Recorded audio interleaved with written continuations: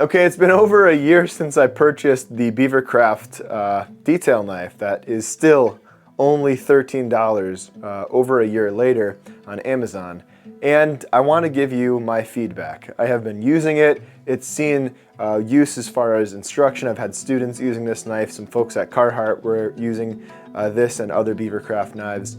And if you're wondering, by the way, why it looks so different from most of their other knives, well, it's because I actually converted it into a more kind of neat looking handle by charring it and using some techniques that I described in a video that is on YouTube. But the point is that this knife, right, originally had this handle, is a really sweet blade for the money, or at least that's what I thought when I first bought this thing and ran it through a few tests. Now, do I still think that's the case? Do I still think that this $13 knife, after 1 year of fairly decent use, is worth 13 bucks and is a good knife for those of you starting out in the carving world? So that's what we're talking about today. And without further ado, let's get into the test and the conversation.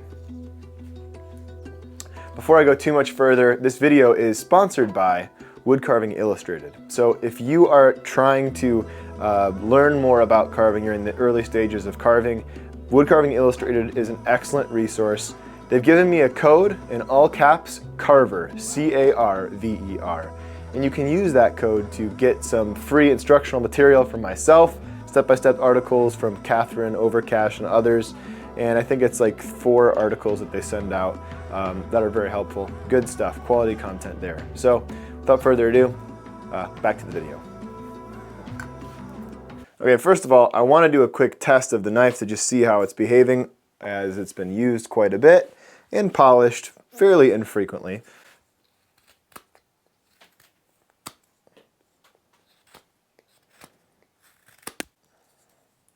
All right, so I'm not seeing any streaks. You know, it's not incredibly sharp, but if I took it to a strop for a couple of seconds, it would definitely improve. But I mean, that's totally usable. The profile is good enough to move through end grain. It's cutting through end grain pretty well. This is basswood. No, I mean, that's totally fine. Let's see how the stop cuts are. With a thicker knife, you often have a little bit more difficulty with stop and relief cuts. Yeah, I mean, the blade is still doing its job and it's holding up pretty well. So let's go through a few pros and cons of this tool because I have learned a lot from using this in the last year. The first, I'll start with dislikes or cons. The primary bevel could be a little bit longer. And what I mean by that is what we'd like to see is a Scandi grind here. Can you see how that main flat area on the blade kind of ends right before the butt, and there's a secondary flat area right back here?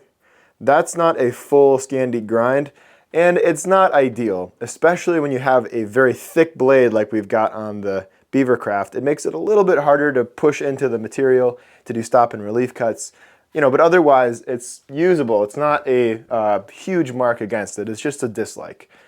The other thing is that the steel could use to be a little bit harder, or the temper. I'm not a metallurgist or an expert in this stuff, but what needs to happen is it needs to be a little bit harder wearing. I'll get into that in a little bit in the likes part of this, but it dulls a little bit faster than the Flexcuts and some of the other more affordable blades, albeit still more expensive than the Beavercraft, so it's got that going for it.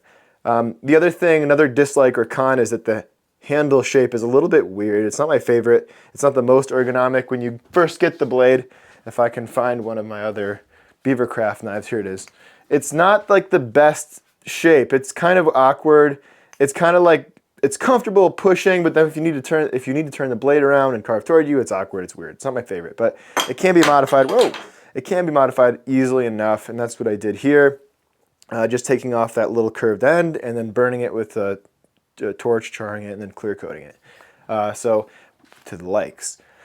Of course, affordability. I mean, this is the cheapest knife, I think, on Amazon, at least, that isn't Chinese made. In fact, if I search right now, in fact, I was searching earlier, carving knives on Amazon, there's just not that many options out there. And to find something that's European made at this price point, That's a pretty good quality to cost ratio in my opinion.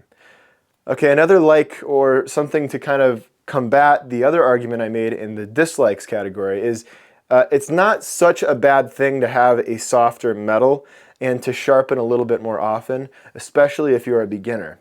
And I'll say this, when I first started carving, for the first 8 years of carving, I used an R. Murphy knife. In fact, here is the blade, just to show you how worn down this thing is. Whoa, I'm dropping all kinds of things. So this is what it used to look like, and this is what it looked like after 8 years of use. So in other words, I sharpened the crap out of this thing.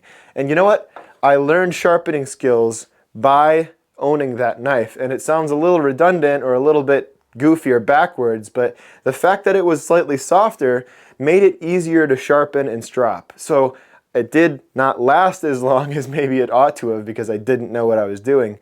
But I did cut my teeth on it, and I actually hated the nicer quality knives that I started to use after I replaced that R. Murphy knife because I loved how easy it was to strop, and I was okay with losing a little bit of the hard-wearing metal for the sake of being way, way easier to sharpen. It felt like it took an eternity to sharpen the Helvies and the other really nice knives. So it's not always such a bad thing to have a slightly softer metal. And finally, Beavercraft has good customer service. You know, it's a company that I've worked with. You know, for instance, they sent me this blade to test out, and they have been really helpful to others as well. If you look through the Amazon reviews, most of them are positive. If you get a product that's faulty, which sometimes they do have issues with the quality, and so I should probably put that up on the dislikes category. They're not always the best at perfect quality, although I haven't had issues with broken products. I have seen reviews, you know, sometimes rusty stuff or stuff with, you know, blemishes or issues has been sent out. Although their customer service, to me, kind of cancels that out because they're great. They've been great with folks, sending them new products and working with folks pretty well. So that's always good, resting assured that the company you're buying from is going to help you out. At least that's been my experience. So those are the pros, those are the cons.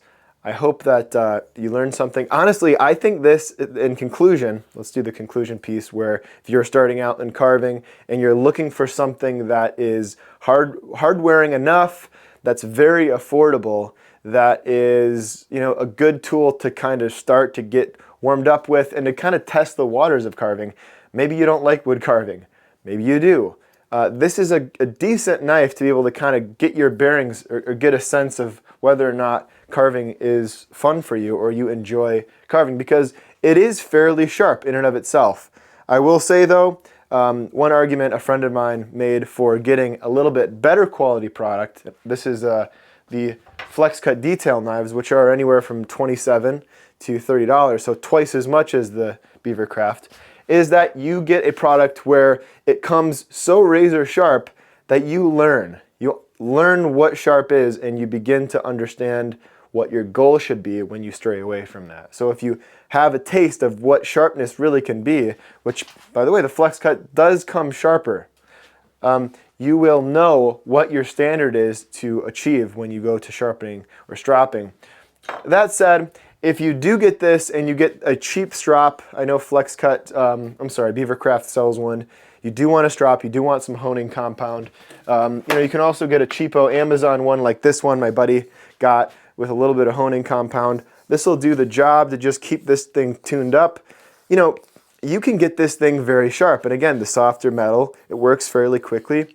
And, you know, you'll have a decent result and you can taste what sharpness is. And that said, I think this is a good product. It gets a green stamp of approval for me if you're trying to dip your toes in and don't want to spend 30 bucks on a nicer blade. But if you have the 30 bucks and you have some extra coin to spend and it's not going to set you back or bum you out or tick your wife or husband off, then yeah, go ahead, get the Flexcut. Otherwise, yeah, I'm pretty content, and I'll continue to let students use these and keep it in the shop. I'm not at all offended by it. So that's that, guys. Hope you enjoyed the video. Take your vitamins. Check out Woodcarving Illustrated. Use the code CARVER, and it's in the link below.